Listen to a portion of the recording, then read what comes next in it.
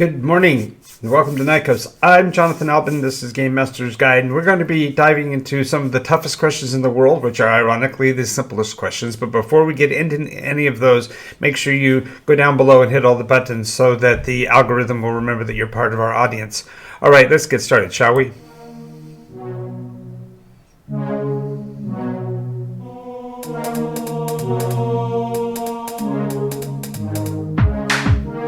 Absorbing damage is the name of the game. Alrighty, so when we talk about the questions of life, first of all, wherever we are in the world, we really have to know who we are.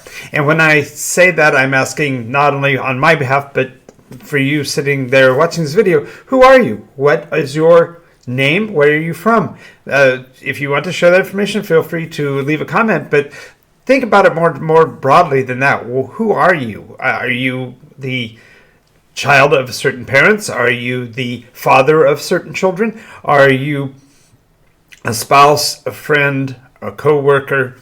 Who are you? And this concept is so ephemeral and so broadly definable, it's hard to actually put a finger on.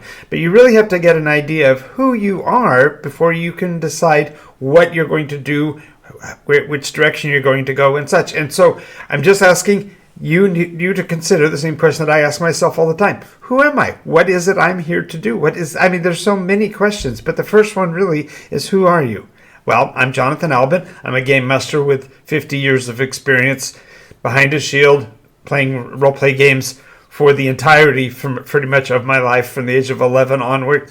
I am a father of two children, one of whom passed away some time ago, and the other of whom lives on the East Coast with his family. I am the son of parents who have recently passed away, and therefore I'm dedicated, therefore, to the player groups that I've worked with, and in particular you at home. I want to really help you make your games outstanding.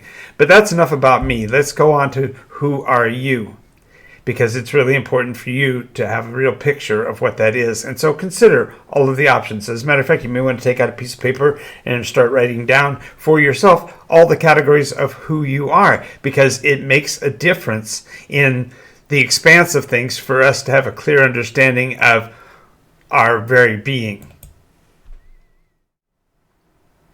The next question is, where are you? Are you in a city, in the country? Are you at work, on the phone? Are you traveling? Are you on the direct path that you want to be on to accomplish your goals? Are you sitting in a rut trying to wring your hands and decide where you're going to go from here? What's your surroundings? Are you safe? Are you healthy? Are you connected? These are all questions about your locale. It's hard to move forward until you know precisely where you are, so that the idea of what the direction is towards forward would be.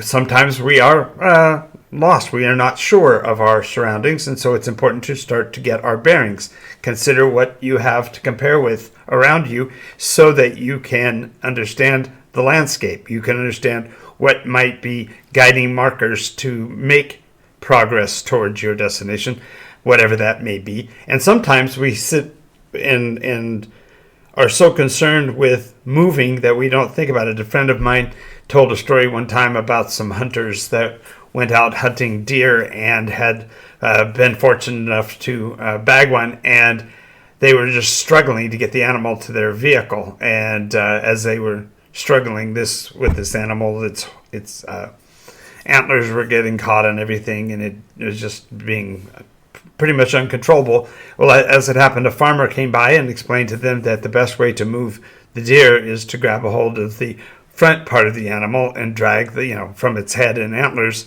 You could protect those, and therefore the fur would lay the right way against ground. The hide would be the right way, and the grass would accommodate the movement of the deer much easier.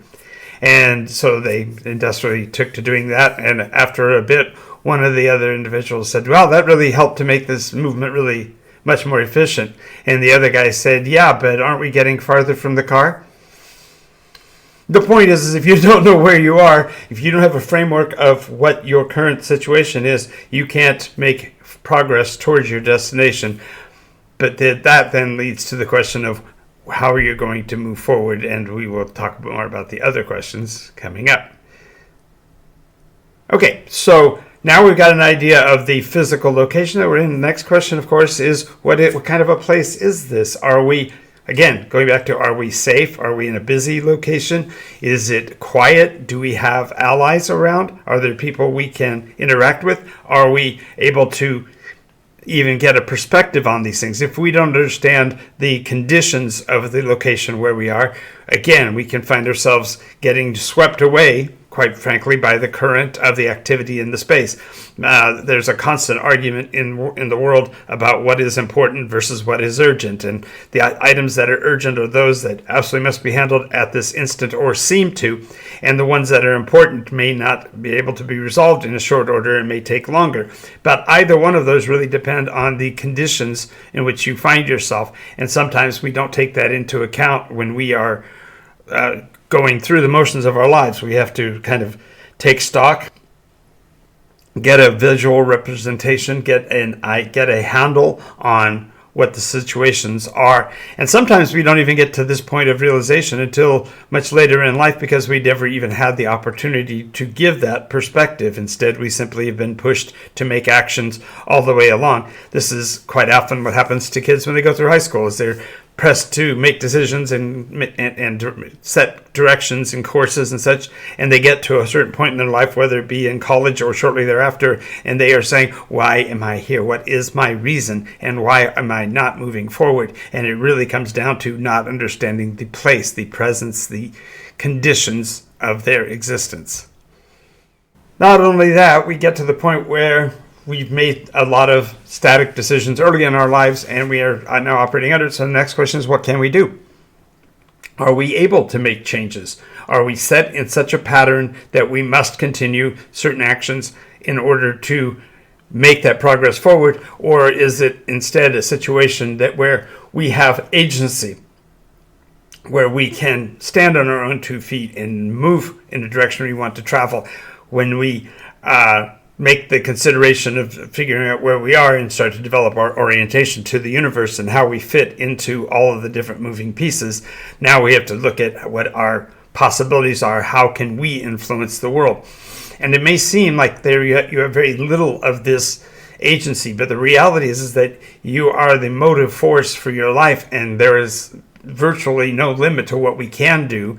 And notice, what can you do? You can take agency and work with what you have, or you can simply choose to let your hands be tied and let life pass by you. But realizing that you have the capability, you have the agency and the possibility of making the changes, you need to be the one who asks more questions and figures out where and what you're going to do. Of course, there are those who have hit the wall already. They've run into situations in their lives that don't work according to the pattern that they desired. I can tell you that things in my life have been that way. In 1997, I'd lost a daughter in a car accident. In 2005, 2005, my marriage fell apart. And there are times when you start to despair and think, why does anything matter? Why do we do what we do? And the reality is that we are not alone. The world is surrounded by other people. And so therefore we have to find meaning. We have to find what motivates us in order to act and therefore move forward. We can't put any power to the wheels, so to speak, until we know what this vehicle is capable of and what it might be. And so therefore the idea of determining what value is really is a matter of connecting with the world around you. You have to figure out where to put your active force to make the changes you want. And a person, for example, said to me one time, what is it that really matters in the world? And I said, well, what matters in the world is that you're part of the flow. That it's true that water is a very corrosive material given the condition of this biological world we're living in. If you drive water along a surface long enough, it will wear that surface down. Take a look at like the Grand Canyon. These ideas that there is an effect that is driven by an action. Even if all we do is simply choose to act in any direction, we are giving power to the universe. We are giving who we are. And so therefore it's a matter of deciding what, if anything, is important to us and how to connect. And that requires coordination. You need to work with others, because the reality is that no man is an island, as the saying goes. You can't be alone and be useful to anyone else or to yourself, because we gain our value from our interactions. And so therefore, why do things matter? It comes down to our connection and our position in the world as a whole.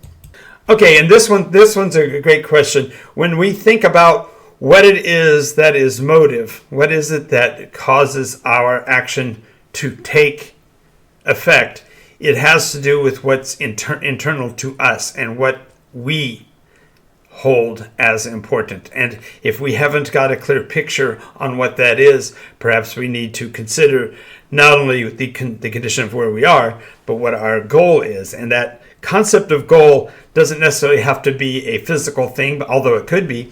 It may also be a feeling or a set of ownerships. There may be certain things that we want to possess. There are certain places we want to visit. There may be some relationships we want to have. And all of these motives are the driving engine for our course. And so therefore, as we are building the motive, we are understanding why precisely we are in this position and why we have a goal ahead of us and how we can accomplish that particular goal. And when we think about it in those terms, then we give ourselves the engine, the power, if you will, to make the changes we want to make. So it's really important to get a very clear picture of this. Another one where I would write down what my motives are. What is it we're trying to accomplish? What our goals are? When we plan on trying to get there, and how we will accomplish that over time. Without having a clear concept of motive, we really can't get to where we want to go because we haven't yet decided. Okay, and so finally now that we've decided that we've got a course, we've got the energy, we've got our resources, the next question is, what do we have to work with? And this is the physical stuff around us. We have to take into account, a lot of different information. I would give the comparison again to the Princess Bride when Wesley is trying to work through the plan on the wall when they're discussing how to get past the 60 men.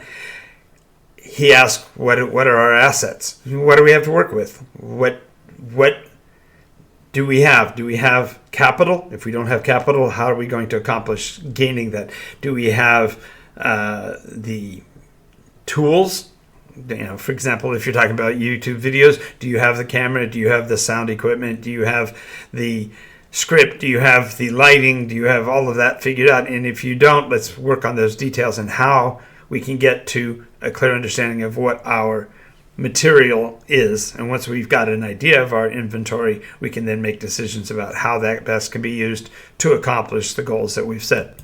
Now, the question would be, where are we going with all of this? And this really comes down to, we've had the conversation before about session zeros, and this is literally talking about, instead of the meta of this, and instead of the interior of this being within a framework of a game, we are talking about life. What is it you're going to do with the pieces you've been provided? Where are you going? And in this case, where am I going? I'm wanting you to understand that the very elements of what we went through in this episode so far are exactly the elements that go on in the mind of every role player every time. Surprise, you've actually been role-playing this entire time. It's just the difference is that the role that you are playing is the one that is you. And if you understand that, if you get the idea of what it is to become and to be an individual in the world, you are playing a role. You are an essential player in the role of being a human being in this world that we live in. It's your role to be who you are so that others may interact with you. And the where we're going with this is ultimately the agenda of being able to see that we've been doing this our entire lives.